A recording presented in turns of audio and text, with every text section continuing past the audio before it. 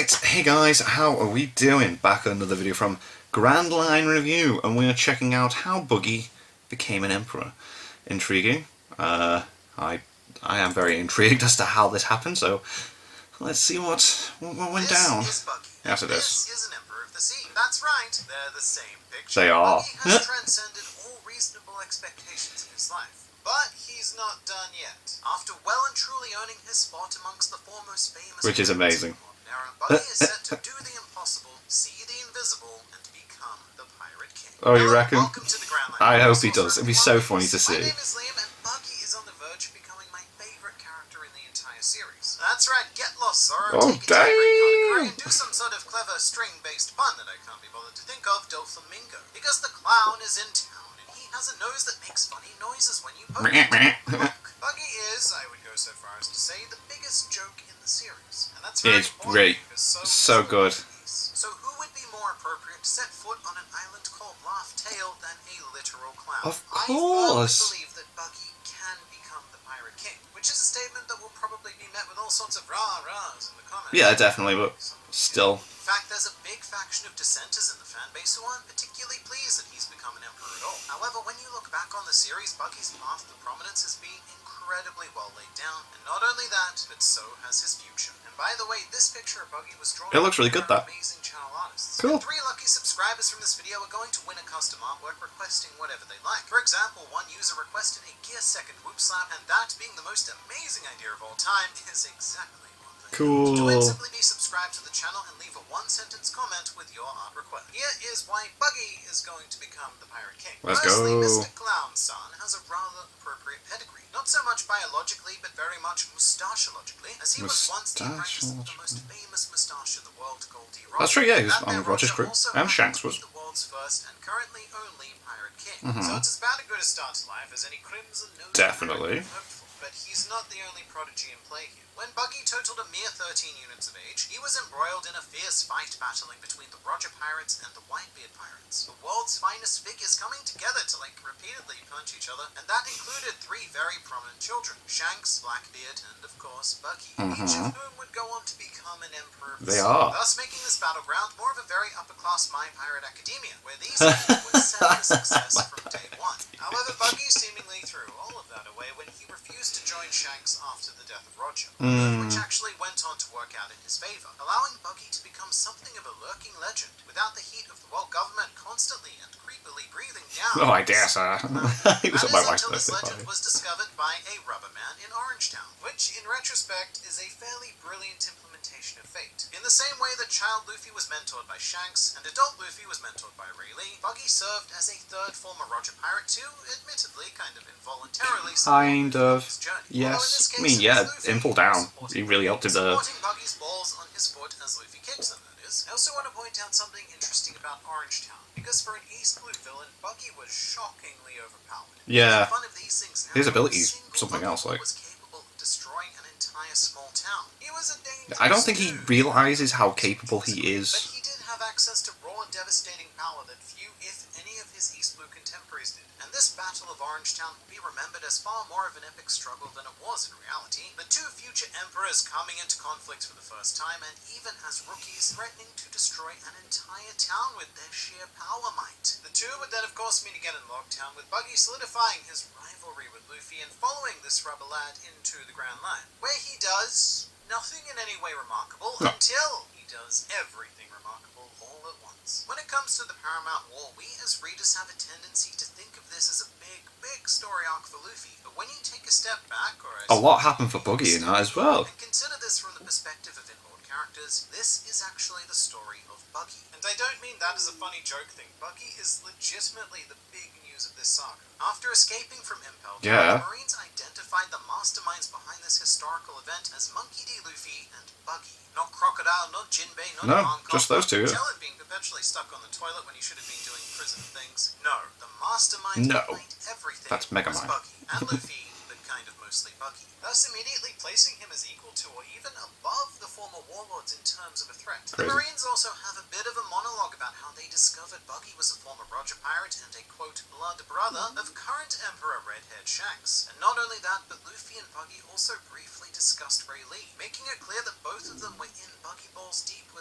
Dark King, which immediately turned the prisoners to his favor, and they actually threatened to mutiny against Luffy. But Buggy, sensing an opportunity, decided to take his new following and claim that he will set sail to Marineford in order to take the head of Whitebeard. Yeah, he does, doesn't he? Yeah, it's so sick. Payoff. Oh, very yes. Because from here on out, we are going to experience the Paramount War from the perspective of those watching all around the world. Interesting. The gates of justice mysteriously opened. Later, word would spread that this was due to Buggy because well, he publicly took credit for it. Yep. Buggy then entered the battlefield alongside his various subordinates, Crocodile, Jinbei, and Emporio Ivankov. So cool. Everyone of relevance knows that this was Luffy's doing, but from the perspective of everyone else, Buggy is taking all of that sweet very interesting. credit. Big moment here, though, because Whitebeard then recognized Buggy and said, "It's been a while." After which point he more or less states, "Mate, these Marines, they're a bit much for me. What do you say you and I, team up, Whitebeard and you, the Clown Man, join forces and take them on together as equals?" And then Buggy forms an alliance, an equal partnership with Actually, yeah, Whitebeard. imagine hearing all this from the outside perspective. My Within God. the war itself, Buggy's very first fight was against none other than Dracula Mihawk, and the two battled to a standstill. Mihawk completely unable to damage Buggy, but on the flip side, Buggy was completely unable to overcome the sheer durability of Mihawk. Yeah. From the perspective of the world, this is kind of like watching Ace and Aokiji clash. The two are so evenly matched that neither can prevail. A rogue camera then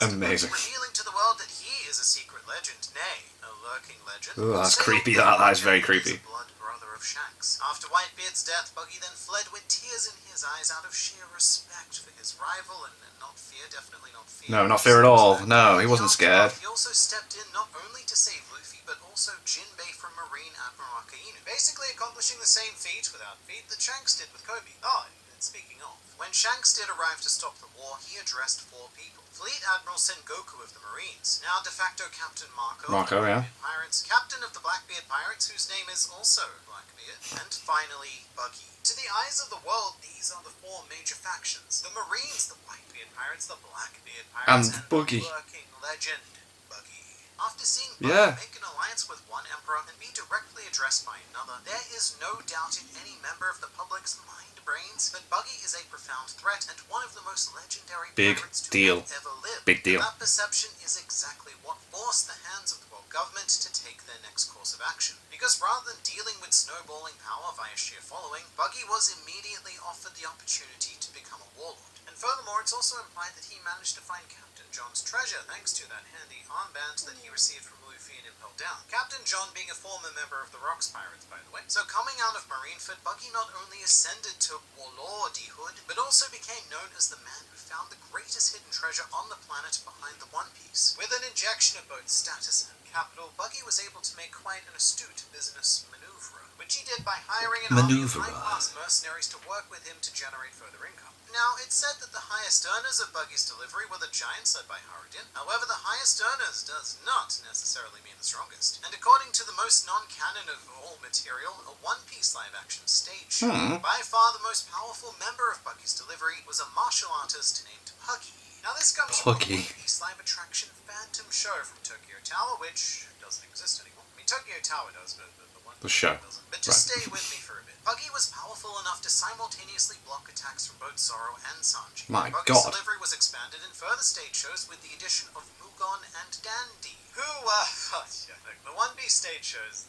they get weird. But interestingly enough, the development of Buggy's delivery put him into a direct business rivalry with Doflamingo, who at the time had a bit of a stranglehold on underworld activities. And after this Flamingo was beaten, this left Buggy to scoop up all of the delicious, delicious business. I'd also really love to see a manga that focuses on Buggy versus Doflamingo. I mean, That'd be not cool. in terms of fighting and stuff, but like trying to consistently outdo each other on the battlefield of business with all sorts of all the deals and stuff that go in and who they be talking behind the scenes and that. More clowns, more pink birds, and, well, less death. So I guess we will just call it Note. Now, spending some time as a cube during the time skip, Buggy's status was rather rudely threatened by the dissolution of the 7 warlords. However, this is where the Marines would make one of their biggest mistakes in the entire series. That mistake has put Buggy on an unstoppable path. With only 3 admirals to deal with 4 warlords, Buggy was likely judged to be the least threatening, and as far as we know, the attack on his island was led by Vice Admiral Stainless, who is a man so irrelevant that I haven't even gotten around to commissioning my artist to draw him yet, so here is a quick sketch by me. Now, Buggy responded to this with, and I quote, "This is some grade A bull, Buggy, and in an event that we can only describe as somehow Buggy escaped, but not only that. Fate would continue to rally behind Buggy as he further consolidated and expanded his power to ultimately fill the mega gap left by Big Mom's unceremonious exit from the Emperor system. I say Big Mom because she is the one that looks most like a clown. And just like that, Buggy became an emperor because he was the natural choice. Potentially the sole remaining warlord, but also a figure who pre-time skip was publicly recognized. Everyone knew who he is. Yeah. Emperors. And best of all, Buggy's commanders now consist of the globally feared Acrobat Kabaji, Iron Mace Alvida, suspiciously white substance Galdino, and of course two morbidly obese lions. These characters are going to be remembered in the One Piece world on the same level as the likes of Katakuri, Mako... That's mental, yeah. Actually, speaking of King, Buggy still has one step left to go, because he's made it clear that it's now his ambition to become the Pirate King. And to that I say, why not? Not only would it be the ultimate twist of comedy for It would be brilliant. I think it'd be so funny, man. The world's most coveted title on a journey through this laugh tale, but it also doesn't have to take anything away from Luffy either. Being the Pirate King isn't actually the thing that Luffy cares about the most. What he cares about is being free and eating like all of the food. Letting everyone eat freely. He refuses credit that he is actually due on the basis that he does not want to be thought of as a hero, because heroes have to share their food. How horrible. Luffy, he would rather become a villain, as would I. But the reason why he's striving to become a pirate Zoro doesn't want to share his drink. that will make him the most free. But in the end, it's just a title. And when we do get to the gigantic, wild, big, serious series climax of Luffy versus Blackbeard, the battle to determine who will become the next pirate epic. King, I can actually imagine a situation where the answer is neither. And Buggy swoops in to take advantage of fate once more. Or I think more accurately, fate takes advantage of him. There's also a scenario where Luffy becomes a Pirate King, but Buggy goes on to inherit that title after Luffy's done with it, thus taking yet another round of sloppy seconds, as he is already quite familiar with, having done very good at doing that. He's very good at doing that. Titles. But as I said earlier, who better than a clown to find Laugh Tale? And who better than you to watch this next video? That would make sense. That'd be really, really good to see. So I look forward to seeing you there. That would, yeah, that makes sense. That would be, yeah, Buggy is, like, always unintentionally just in the right place, taking opportunities when he's there, and, you know, just, it would be good to see. Oh, sorry, still in pain.